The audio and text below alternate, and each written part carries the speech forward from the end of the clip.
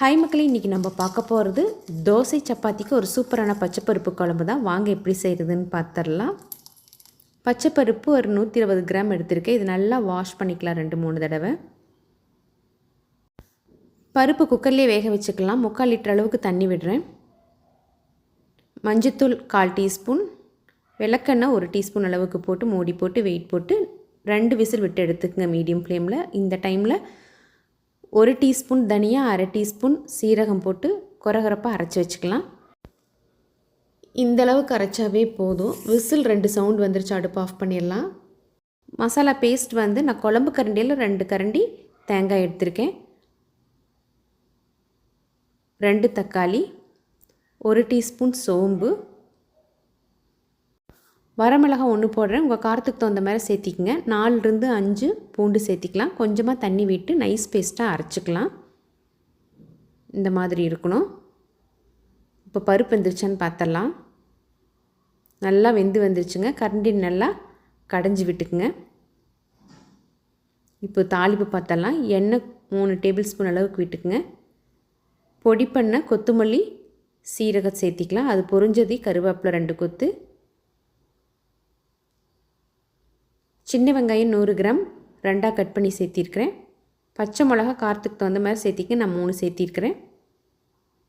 இது கண்ணாடி பதம் வர வரைக்கும் நல்லா வதக்கி விட்டுக்கலாம். இப்போ நம்ம வேக வச்ச பச்சைப்பருப்பை உள்ளே சேர்த்திக்கலாம். இது நல்லா மிக்ஸ் பண்ணி விட்டுக்கலாம்.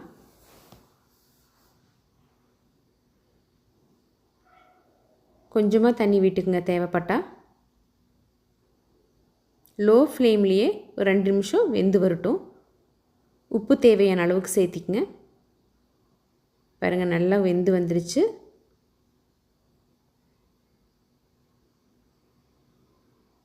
இப்போ அரைச்சி வச்ச பேஸ்ட்டை உள்ளே சேர்த்திக்கலாம். இது நல்லா மிக்ஸ் பண்ணி விட்டுக்குங்க.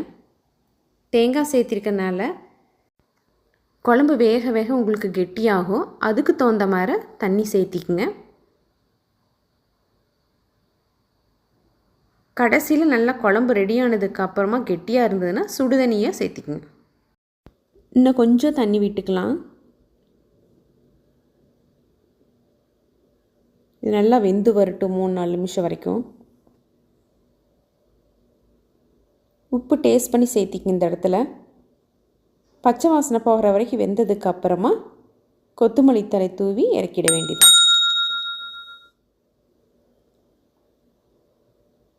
அவ்வளோதாங்க. இந்த குழம்பு சப்பாத்திக்கு தோசைக்கு மட்டும்தான் நல்லாயிருக்கும். ட்ரை பண்ணி பாருங்கள். நாளை வேறொரு பதிவில் சந்திப்போம். அதுவரை நன்றி, வணக்கம்.